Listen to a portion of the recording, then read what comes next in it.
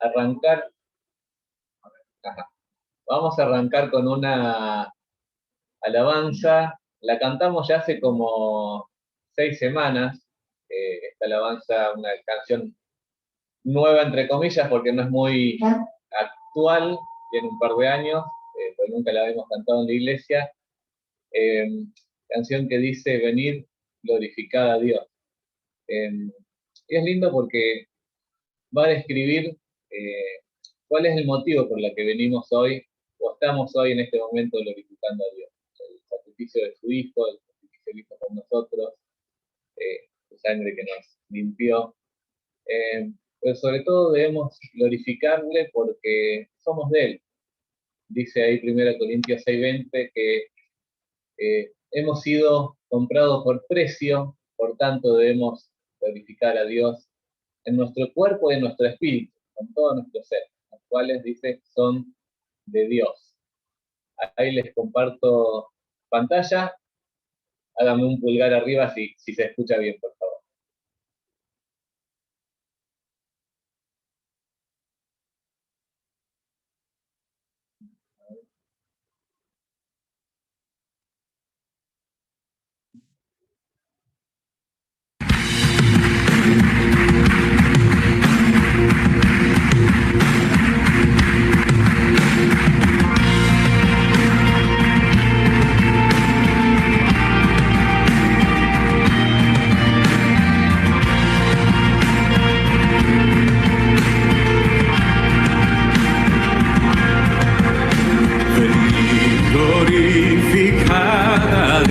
El Padre del Señor, en Cristo Él nos derramó su eterna bendición.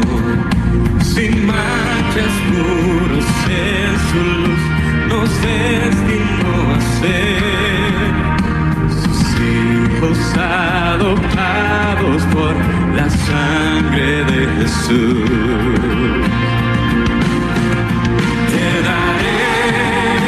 La gloria por tu gracia, bondad y amor.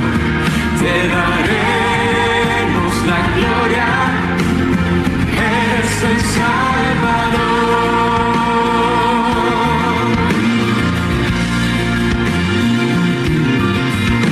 Venid, glorificar a Dios, que en Cristo gracia hará. Son, tenemos redención. En ellos la luz reveló su eterna voluntad. Que sea Cristo el Señor, su plan se cumplirá. Te daremos la gloria por tu gracia, bondad y amor. Te daremos la gloria, eres el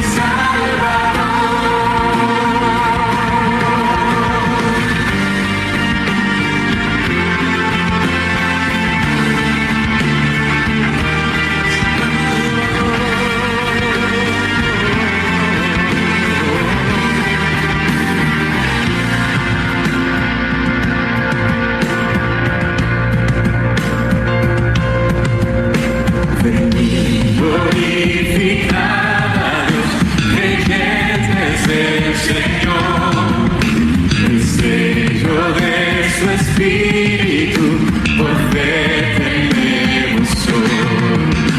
Él garantiza nuestra fe hasta el día final. Nos uniremos a alabar a nuestro Divino Dios. Te daremos la gloria por tu gracia, bondad y amor. Te daremos la gloria, eres el Salvador. Te daremos la gloria por tu gracia, bondad y amor. Te daremos la gloria, eres el Salvador.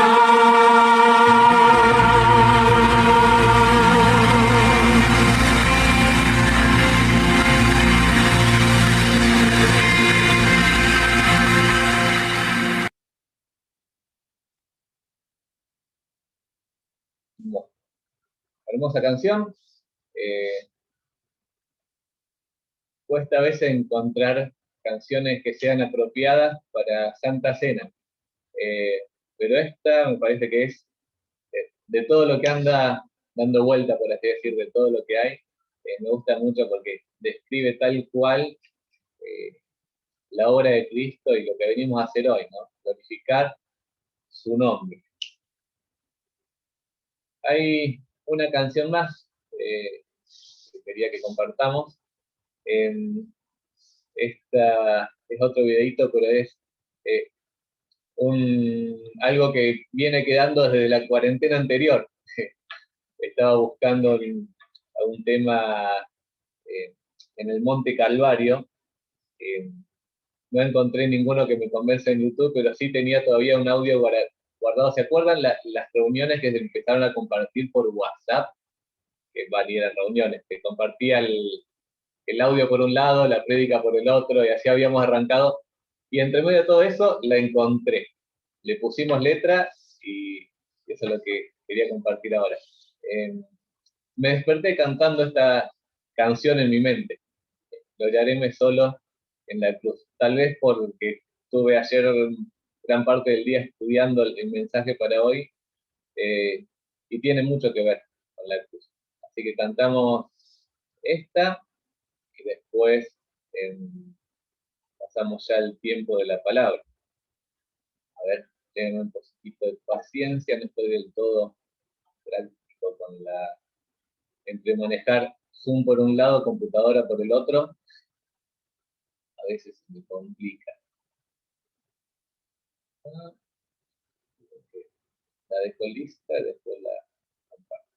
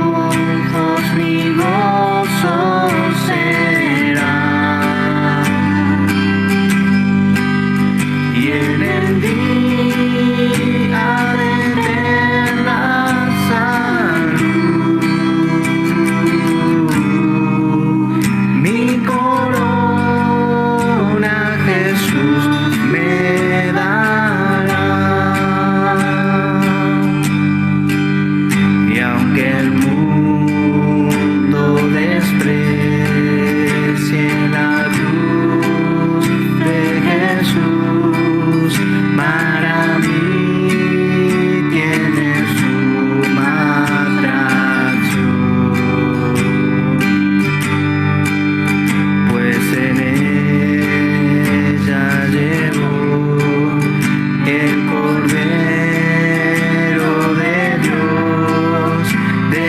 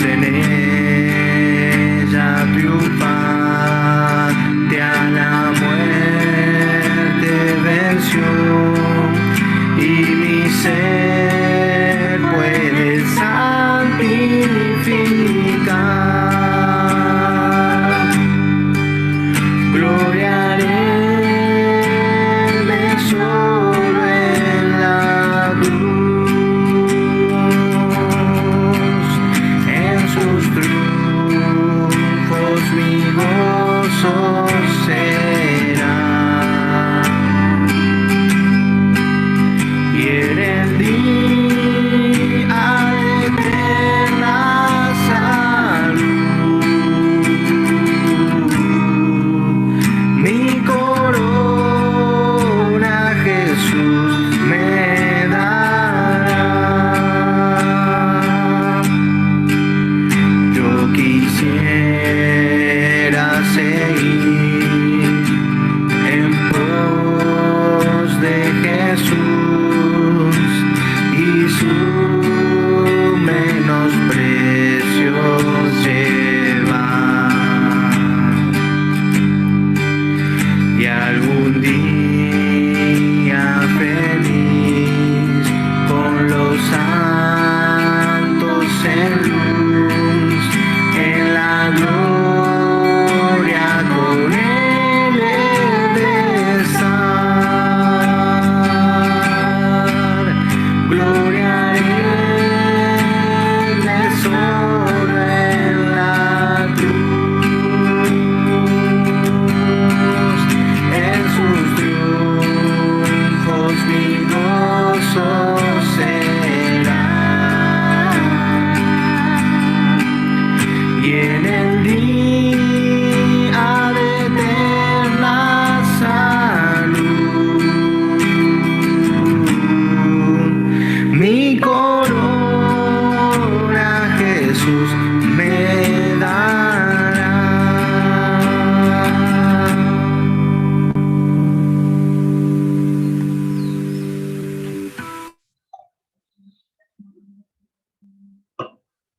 Bueno, hasta ahí el tiempo de alabanza. Gloriaréme solo en la cruz, cantaba. Pablo decía lo mismo en una de sus cartas. Creo que en esto está inspirada esta canción que decía: lejos esté de mí gloriarme, sino en la cruz de nuestro Señor Jesucristo. A esa cruz que le dio sentido a nuestra vida. Si siguiéramos en nuestros pecados, si siguiéramos perdidos, nada de lo que haríamos ahora tendría sentido. Estaríamos condenados al infierno, a perder todo lo que hiciéramos en este mundo. Se iba a desvanecer el día que lo dejáramos, pero gracias a esa cruz, ahora no solo nosotros tenemos vida eterna, sino que podemos dedicar nuestras vidas y nuestro tiempo y nuestro esfuerzo a cosas que son eternas, que van a perdurar, nos vamos a llevar con nosotros allí a la eternidad. ¿Cómo no gloriarnos en esta cruz? Pero bueno, no es de eso lo que vamos a hablar hoy, o voy a hablar hoy porque ustedes me van a escuchar nomás. Este sistema no permite participar mucho.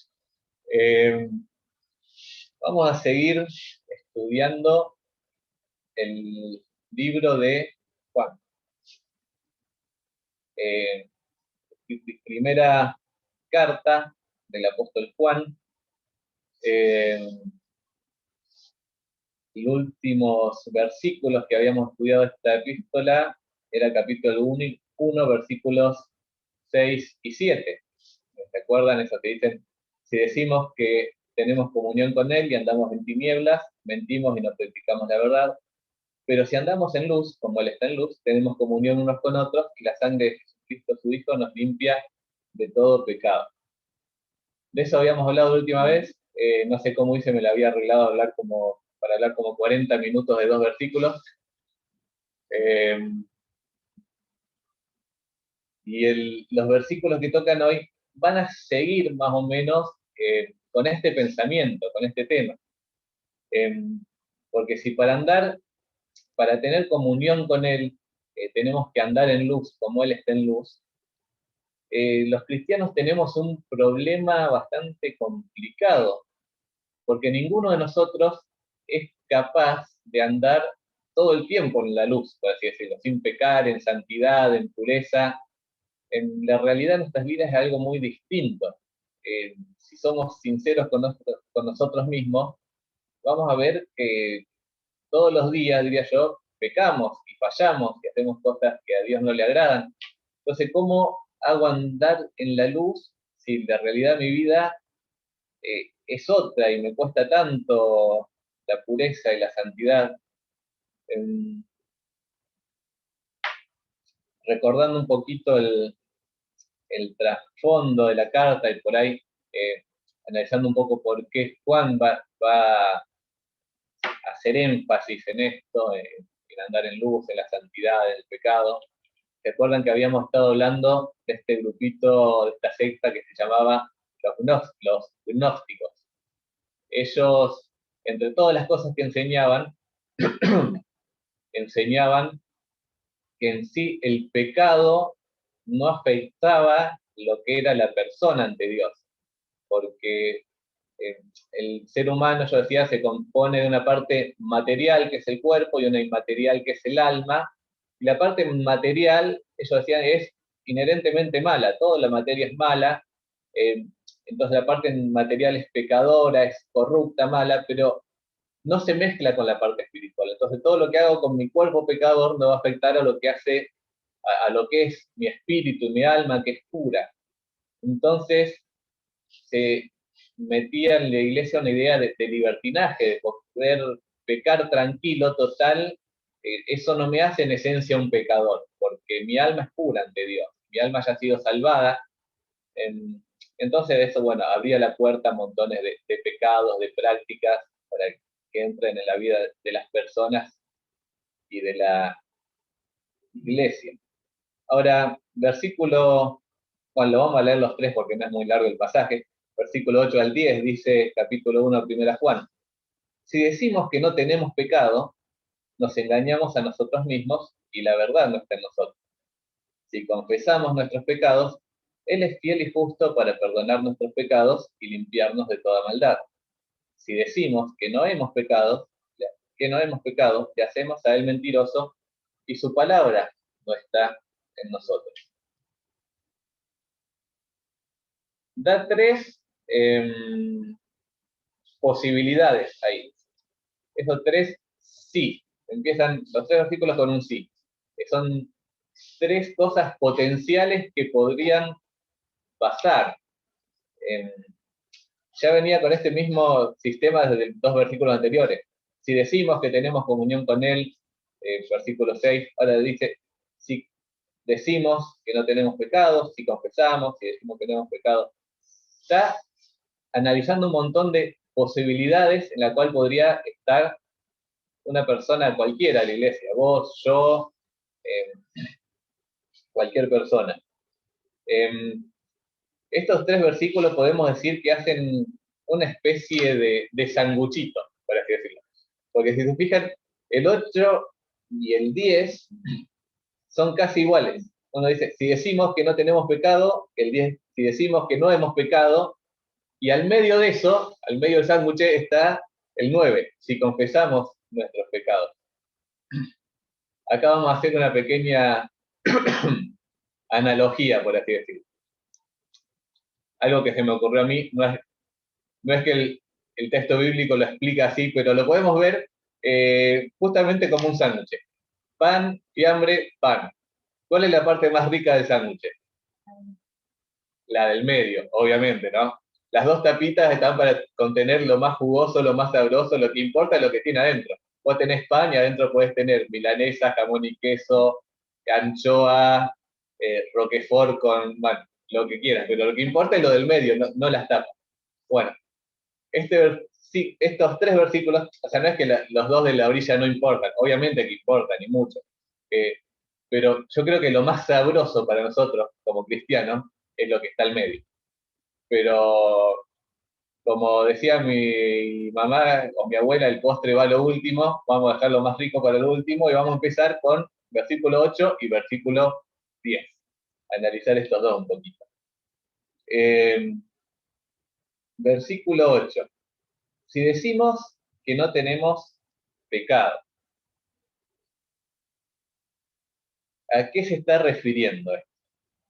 No significa tanto decir que uno no está haciendo cosas malas, porque no está hablando de algo que hacemos en sí, Esta palabrita acá, pecado, es el que sabe un poco de lengua y no lo reprobó en la escuela y no la sufrió tanto como yo, es un sustantivo.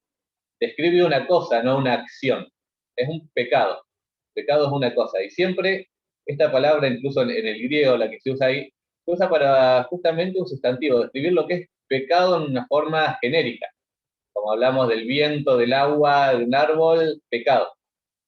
Algo genérico, algo universal. Ahora, dice, si decimos que no, tenemos pecado. Si negamos esto, ¿a qué se refiere con tener? Y también ¿no? uno se pone a buscar los originales, el griego y todo, y no te aporta mucho más luz de lo que significa en español. Tener algo es tener, o sea, tiene la idea, la palabra de agarrar algo en la mano y estar sosteniéndolo. Yo lo tengo. O sea, no es algo que estoy haciendo, es algo que estoy sosteniendo, haciendo parte de mi cuerpo mientras lo tengo agarrado. Eh, por ejemplo, en Juan 3:16, la misma palabra se usa para que dice que todo aquel que en él crea no se pierda, mas tenga vida eterna. Nosotros tenemos vida eterna, no es por algo que estamos haciendo, sino es algo que ya es parte de nuestra vida. Dios nos lo dio y es parte nuestra integral de lo que somos ahora. Tenemos vida eterna. Hay un versículo, Mateo 1:18, donde habla que la Virgen María concibió a Cristo y se traduce, esta palabra tener ahí se traduce concebir.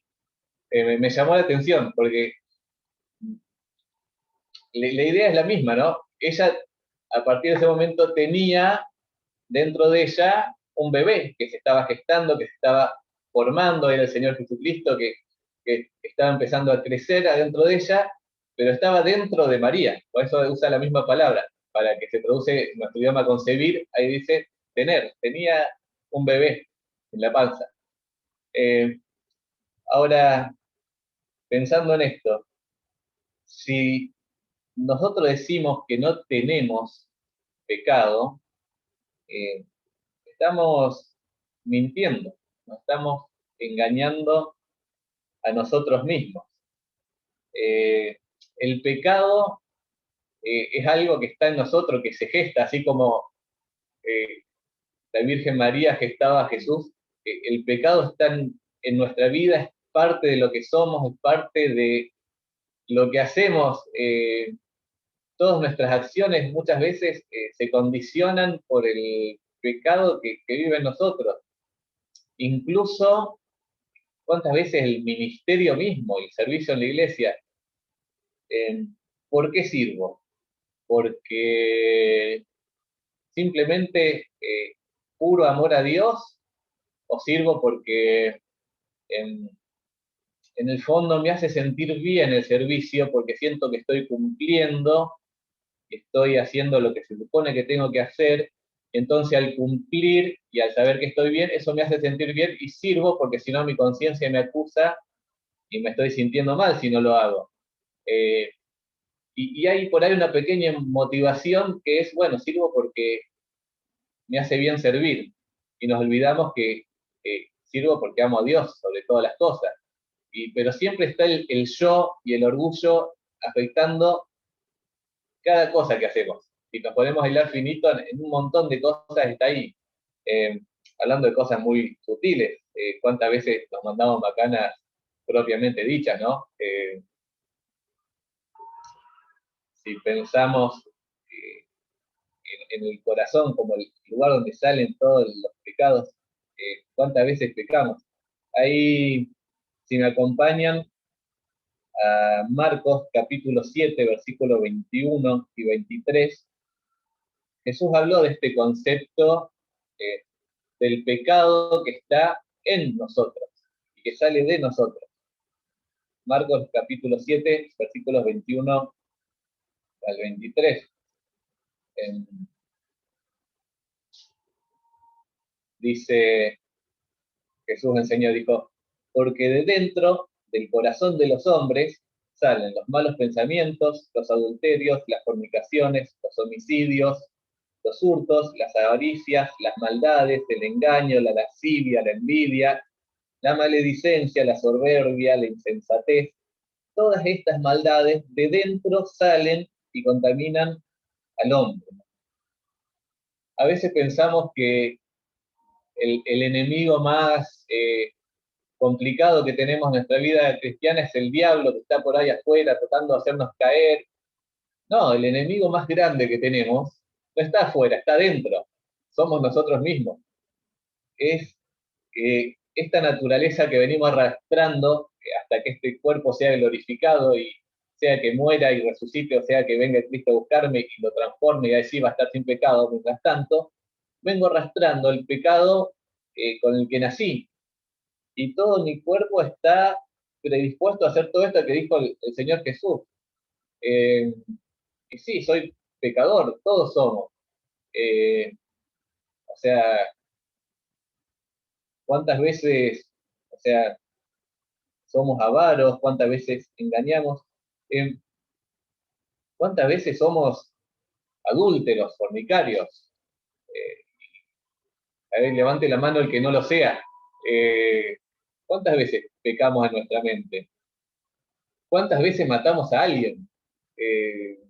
No se le ocurrió pensar, hay una persona por ahí que te trae muchos problemas o que te cae muy mal y justo se enfermó de COVID. ¿Qué pensás? Uy, ojalá que se recupere. ¿Cuál es la expectativa ahí? Ojo, por ahí pensamos, uy, listo, muerto el perro, se acabó la rabia, justo le dio COVID, nos libramos de esta persona. No, o sea, y lo matamos. O sea, no físicamente, eh, pero lo matamos. Somos los peores pecadores. Ahora, si decimos que no tenemos pecado, nos engañamos a nosotros mismos. Eh, un ejemplo más de esto, lo encontramos, acompáñenme ahí, Romanos capítulo 7, versículo 18, vamos a leer hasta el 25. El misionero más grande de todos los tiempos, siervo por excelencia, maestro por excelencia, lo tenemos todo allá en el top, el apóstol Pablo, cómo luchaba él con esta realidad en su vida. En un momento ahí se abre su corazón ahí escribiéndole a los romanos y va a decir cómo luchaba él con el pecado de su vida. Miren lo que dice, Romanos 7:18. Y yo sé que en mí, esto es, en mi carne, no mora el bien, porque el querer hacer el bien está en mí, el querer el bien está en mí, pero no el hacerlo. Porque no hago el bien que quiero, sino el mal que no quiero, eso hago. Y si hago lo que no quiero, ya no lo hago yo, sino el pecado que mora en mí. Así que, queriendo yo hacer el bien, hallo esta ley, que el mal está en mí. Porque según el hombre interior, me deleito en la ley de Dios. Pero veo otra ley en mis miembros que se revela contra la ley de mi mente, que me lleva cautivo a la ley del pecado que está en mis miembros. Miserable de mí, ¿quién me librará de este cuerpo de muerte? Gracias doy a Dios por Jesucristo, Señor nuestro. Miserable de mí. Ese es el concepto que Pablo tenía de sí mismo en relación al pecado. Dice, me domina, me arrastra, me obliga a hacer cosas que con mi mente yo sé que quiero servir a Dios, pero peco igual, ¿y qué hago? Ahora, debería ser nuestro clamor también, ¿no? Miserable de mí. ¿Cuándo fue la última vez que pensamos esto de nosotros mismos? Qué miserable que soy. No puedo dejar de pecar. ¿Qué hago? Bueno, gracias a Dios por el versículo 25, cuando él dice, gracias a Dios por Jesucristo nuestro Señor. Así que yo mismo con la mente sirvo a la ley de Dios, más con la carne a la ley del pecado. O sea, no es que él se proponía con su carne servir a la ley del pecado, pero él veía que con su carne, con su cuerpo, solo, no podía hacer otra cosa, lo llevaba cautivo al pecado. Romanos 8:1, gracias a Dios por eso, dice, ahora pues ninguna condenación hay para los que están en Cristo Jesús, los que no andan conforme a la carne, sino conforme al Espíritu. Negar la realidad de nuestro pecado, negar que tenemos pecado, es engañarnos a nosotros mismos. Y cuando bajemos la guardia y nos creamos más buenos de lo que somos, ahí va a ser cuando nos metamos la pata y cometamos los pecados más grandes. Porque nuestro cuerpo, nuestro yo, es siempre propenso al pecado. Debemos tener siempre cuidado de eso, siempre luchar contra eso. ¿Y cómo luchamos contra eso? Bueno, alimentando cosas buenas en nuestra vida. Tiempo con Dios, tiempo con la palabra de Dios, tiempo con el pueblo de Dios, la iglesia. Alimentemos el espíritu y no alimentemos la carne y luchemos contra eso. Si negamos que tenemos este pecado en nosotros, nos vamos a engañar a nosotros mismos. Incluso dice, la verdad no está en nosotros. Vivimos una mentira. Ahora, saltemos al versículo... Ay, esperen que me fui. Ese era el versículo 8. Saltemos al versículo 10. Ahí plantea otra posibilidad. Si decimos que no hemos pecado, ahora ya no se refiere al pecado de una forma potencial, el pecado, esa naturaleza que tenemos todos adentro, se refiere ahora sí al acto en sí de pecar. Hemos pecado, es un verbo, no es un sustantivo. Verbo significa una acción, del verbo pecar. En el original, no es que yo sepa leer griego, uno busca con diccionarios, hay correspondencias, y ves que en el griego, cuando Juan lo escribió, también es esto, es algo que indica una acción. Ahora,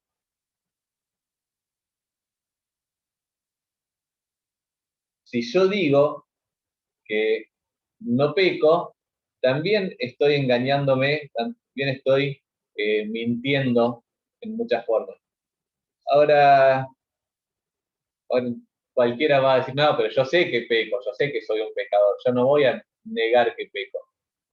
Pero si nos ponemos a analizar un poco nuestra vida y las costumbres, lo que hacemos, yo creo que muchas veces sí, hacemos esto mismo, decimos que no hemos pecado. ¿En qué forma? En que no llamamos pecado a lo que Dios llama pecado. Por ejemplo, las mentiras blancas, mentiras piadosas, ¿no? ¿Cuántas veces se dice, no, pero si le decís la verdad le haces un daño, entonces hay que mentir? Y si la mentira es con una buena intención, entonces ya no es tan malo, e incluso no es pecado, porque uno pensó en el bien del otro y no causarle un disgusto, y ahí mentir está bien, ¿no? Entonces, si yo hago esto, yo digo que no he pecado, porque yo no lo llamo pecado. Ahora, ¿cómo lo llama Dios? Dios lo llama pecado. Por eso después dice, si decimos que no hemos pecado, le hacemos a él mentiroso. ¿Por qué? Porque yo digo que algo no es pecado, pero Dios dice que sí es pecado. Entonces, o yo miento o Dios miente. ¿Y quién tiene la razón? Y siempre pienso que yo, obviamente. Y le hacemos a él mentiroso. O por ejemplo, o sea, y lo podemos ver en muchas cosas de la vida diaria, los chismes. No, yo sé que ninguno de nosotros es chismoso, pero ¿cuántas veces pasa que decís, che, te cuento esto para que ores? No se lo digas a nadie, mira, me enteré de una situación, te lo comparto para que estés orando. Es un chisme, o sea, disfrazado de espiritualidad, que por ahí, incluso con una buena intención, sí, tenés la intención de que alguien más ore por el asunto, pero vos le preguntaste a la persona involucrada si quería que vos andes compartiendo el motivo de oración por todos lados. Muchas veces no, muchas veces algo por ahí lo que una persona se avergüenza y yo me enteré y lo ando contando. Y yo lo llamo, bueno, compartir un motivo de oración, eh, Dios lo llama chisme. Y es eso, es lo que Dios lo llama, no lo que yo llamo. Eh, esta me pega muy de cerca. Tengo la lista acá, lo voy repasando. ¿Cuántas veces defraudamos? Y les voy a poner un ejemplo. El otro día, hace una semana, un poco más, Claudio, lo tengo acá en la pantalla. Hola Claudio, apagá el parlante un ratito, no escuches vos. Claudio me comparte un motivo de oración, ¿no? Mirá, repartí currículum en un trabajo, por ahí me llaman, te pido que estés orando para ver si quedo o no quedo. Yo que le digo, pues sí, voy a estar orando, Claudio, despreocupate, que todo salga bien. La verdad es que no me acuerdo si oré una vez por esto, después de eso.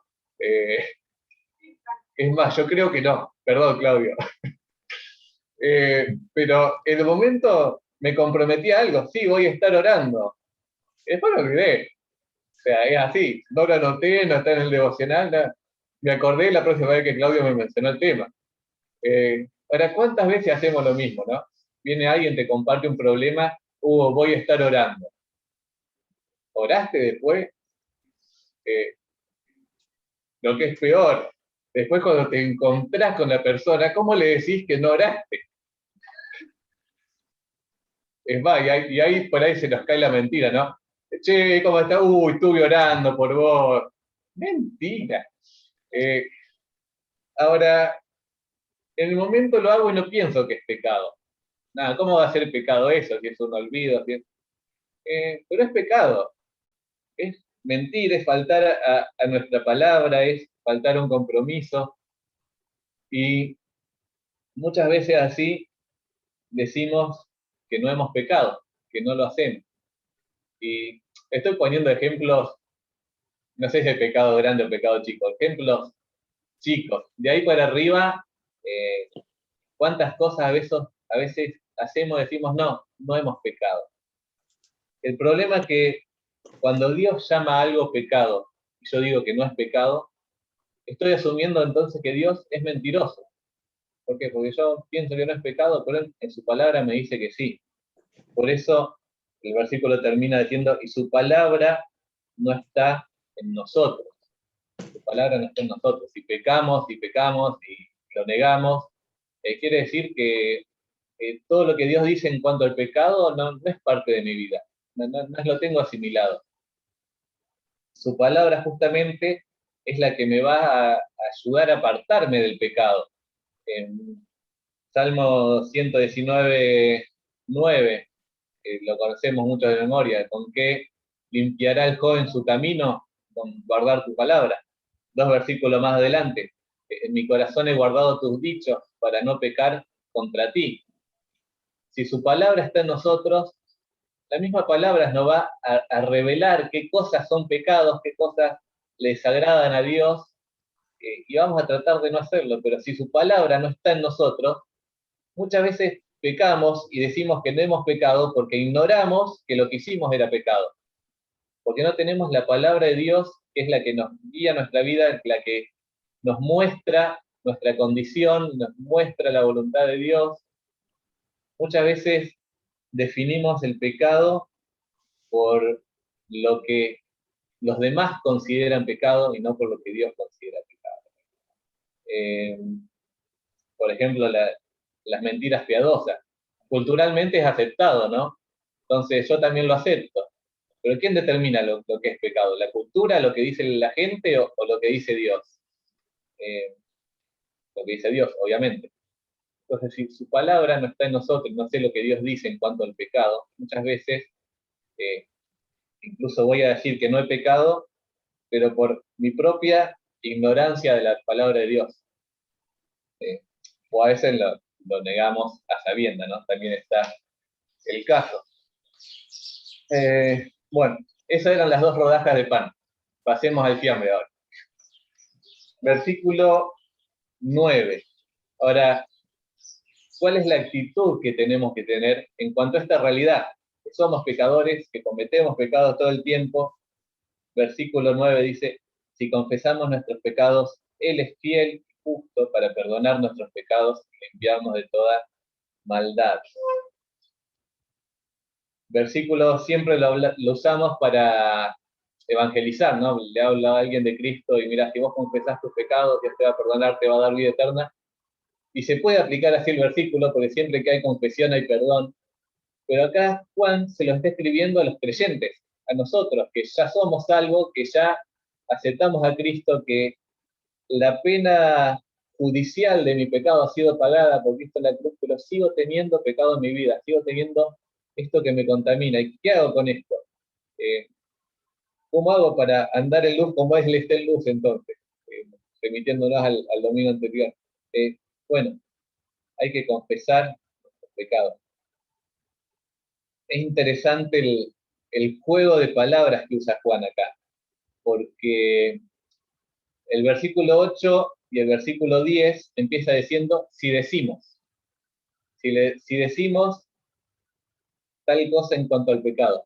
Ahora, esta palabrita, confesar, eh, literalmente, en el idioma original, en el griego, significa decir lo mismo. Confesar es decir lo mismo que Dios. O sea, confesar es decir lo mismo que Dios dice en cuanto a mi pecado. Es una palabra compuesta como logueo. Logueo, no sé por qué estoy explicando logueo, pero ya que estamos, de donde sacamos el logos nosotros, que siempre traducimos la palabra, cuando habla de Jesús como el logos, es la misma raíz de la palabra, palabra. Y homo es la que usamos, es un prefijo que incluso hoy en día se usa, cuando hablas de algo homogéneo, que todo el producto es lo mismo, ¿no? Bueno, homologueo, decir lo mismo. Eso, ahora, armando el juego de palabras, versículo 8, versículo 10, si yo digo lo que a mí me parece de mi pecado, bueno, obviamente estoy en problema. Ahora, versículo 9, si digo lo mismo que Dios dice de mi pecado, Él es fiel y justo para perdonar nuestros pecados. ¿Qué es decir lo mismo que Dios dice de mi pecado? Es ver mi pecado tal cual Dios lo ve, no como yo lo veo. Pensar de mi pecado lo que Dios piensa. Si Dios piensa que mi pecado me destruye, yo tengo que pensar que mi pecado me destruye. Si Dios piensa que mi pecado lo ofende, yo tengo que pensar que mi pecado está ofendiendo a Dios. Si Dios piensa que lo peor que me puede pasar es pecar, yo tengo que pensar que lo peor que me puede pasar es pecar, que está mal, que no se hace, que no va, que es errar de acá a la China en lo que tengo que hacer. Cuando yo me doy cuenta y tomo mi pecado como lo que es y lo veo como Dios lo ve y, y lo digo de la misma forma y lo confieso, ahí me pongo de acuerdo con Dios en cuanto al pecado. Y esa actitud lo que va a hacer es causar un arrepentimiento en mí, en querer dejarlo, en querer cambiar. Yo no puedo ver el pecado como Dios lo ve y seguir haciéndolo. Cuando yo lo veo como Dios lo ve, inmediatamente me doy un giro de 180 grados y empiezo a caminar en otra dirección, porque me doy cuenta lo que el pecado es, lo que hace, lo que causa. La paga del pecado es muerte, es destrucción. Eso es confesar nuestro pecado, es ponernos básicamente de acuerdo con Dios en cuanto a nuestros pecados. Ahora, cuando yo lo confieso, cuando yo llego a Él y clavo rodillas y le digo, Señor, perdón, pequé, me doy cuenta ahora de lo que hice, me doy cuenta de lo que es el pecado, dice, Él es fiel y justo. Fiel significa que es alguien básicamente digno de confianza. Alguien fiel es alguien digno de confianza, alguien en que yo puedo confiar plenamente en que Él me va a perdonar. No puedo confiar en nadie más para solucionar el tema de mi pecado. Hay personas que confían en sí mismos y por sus propias fuerzas quieren liberarse del pecado y obtener la salvación y obtener la santidad.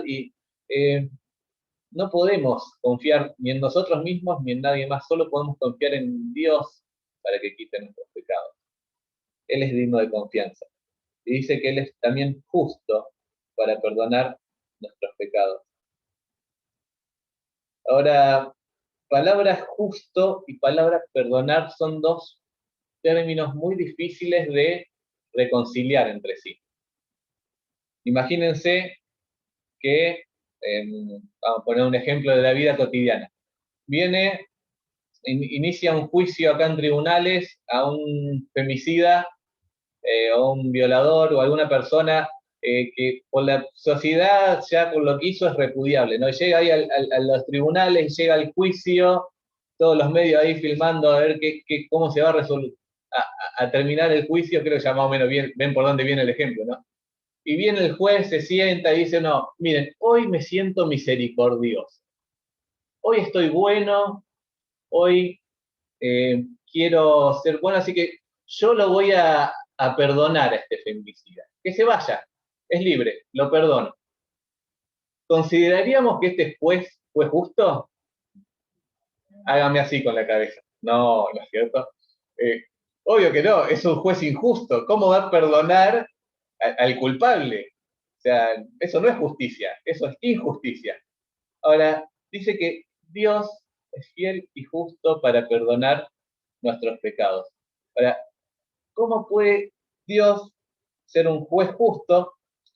Incluso en la Biblia se le da este título a Dios, Dios es juez justo. Ahora, ¿cómo va a ser un Dios justo y a la vez perdonar el pecado? Eh, el tema es en el concepto que nosotros tenemos de perdón. Ahí está el problema. Cuando, ponele que viene, acá lo tengo al lado, viene Matías y por ponerse a jugar con fuego en el galpón me prende fuego el auto y lo quema. Espero que no. Eh, obviamente, me voy a enojar, una travesura, todo. Ahora, si yo lo veo realmente arrepentido y que se arrepintió, que no lo quiere hacer más, que se siente mal con lo que hizo, por ahí voy y lo perdono. Ahora, ese perdón implica, bueno, ya pasó, ya está, me olvidé, no voy a reclamarte más el tema. Implica extinción, por así decirlo, de la culpa. Ahora, Dios no extingue, no desaparece la culpa de mi pecado cuando me perdona. Ahí no está en eso el perdón de Dios. El perdón de Dios es que hace que yo no pague la culpa por mi pecado. Y acá es donde encontramos al medio de este versículo, sin mencionarlo, a la cruz de Cristo. Porque si Dios es justo y a la vez Dios me perdona, no quiere decir que esa culpa de mi pecado desapareció. Quiere decir que esa culpa de mi pecado la quitó de mí, pero para hacer eso lo tuve que poner en otro lugar. Y ese otro lugar lo conocemos cuál es, ¿no? En Mateo capítulo 26, versículos 27, 28, Jesús cuando instituye la cena del Señor y reparte la copa del pan con sus discípulos, él dice, después tomó la copa, dio gracias y se la ofreció diciéndoles, beban de ella todos ustedes. Esta es mi sangre del pacto que es derramada por muchos para el perdón de pecados. Ahí está la clave del perdón de Dios. Dios es justo porque la culpa de mi pecado igual se pagó, pero Dios me perdona porque la culpa de mi pecado la pagó Cristo en la cruz. Él derramó su sangre para el perdón de mis pecados. Gracias a Cristo, gracias a su sacrificio, hoy puedo leer este versículo así. Él es fiel y justo para perdonar. Y nos perdona. Después, aún más, dice, y nos limpia de toda maldad. No solo que perdona mi pecado, Dios limpia, Dios restaura. Eh, Imagínate en la época que todavía asistíamos al templo, ¿no? A la iglesia. Vos agarrás a tu hijo de 3 años, ponele que tengas un hijo de 3 años, lo cambias todo, lo dejas listo para la iglesia, le decís, bueno, hijo, no vayas a jugar afuera hasta que nos vayamos a la iglesia porque está lloviendo, te vas a embarrar. Te das vuelta, los 2 segundos que hizo el chango, se fue afuera, se embarró todo. Y viene llorando a la casa, mamá, me embarré, no quise. Bueno, y ahí la mamá se conmueve y lo perdona. Ahora, ¿lo deja todo embarrado? No, va, le saca la ropa sucia, le pone la ropa limpia, lo cambia y ahí se acabó el asunto, ¿no? Un ejemplo muy vago así, pero es lo que Dios hace con nosotros, ¿no? Llegamos adelante de Dios llorando, Señor, perdoname, me embarré, me ensucié todo. Ahora, Dios no dice, sí, sí, te perdono, pero te deja todo embarrado con el pecado. Dios te saca toda la mugre y te limpia de toda maldad. El perdón no es solo que aparta de vos lo que hiciste, el pecado, la culpa del pecado, Dios te limpia, Dios restaura, te deja como si no hubieras pecado. A eso se refiere. Pero obviamente para que eso pase, eh, o sea, el primer paso ya lo dio Cristo en la cruz, ya lo dio Dios al enviar a su Hijo por nosotros. Ahora el paso que sigue lo tenemos que dar nosotros y confesar ante Él nuestras faltas. Y podemos estar seguros que si lo hacemos, Él nos perdona, Él nos limpia. Gracias a Dios por Cristo que lo hace posible. Hasta acá nomás el estudio de hoy, fue un poquito largo, perdón. Vamos a pasar ahora al tiempo de los símbolos, que pocas veces más apropiado que ahora, ¿no? Vamos a compartir el pan, vamos a compartir la copa, simbolizando ese cuerpo entregado por nosotros, simbolizando esa sangre que hace posible el perdón de nuestros pecados. Oramos por el pan y después le voy a pedir a ver, aquí lo tengo cerca, a Gustavo, después de un ratito que ore también por la copa. ¿Puede ser? Oramos. Padre Santo, queremos darte muchas gracias, Señor, por Cristo. Gracias porque a través de su sacrificio en la cruz, tú ya no nos ves como personas pecadoras, perdidas, sucias, ¿no? Tu sangre nos ha limpiado, tu sangre nos ha perdonado. Y es esa sangre que cada vez que perdemos la comunión contigo, cada vez que te ofendemos con nuestros pecados, nos sigue limpiando, nos sigue purificando, Señor, tiene poder para salvarnos por pecado. Señor, gracias por este pan que vamos a compartir ahora, que simboliza tu cuerpo entregado, el cuerpo de Cristo entregado en aquella cruz a nuestro favor. Que podamos participar, Señor, del pan con espíritu de agradecimiento, Señor, haciendo realmente memoria de Cristo, de su amor y su gracias. Te damos en nombre de Cristo Jesús. Amén.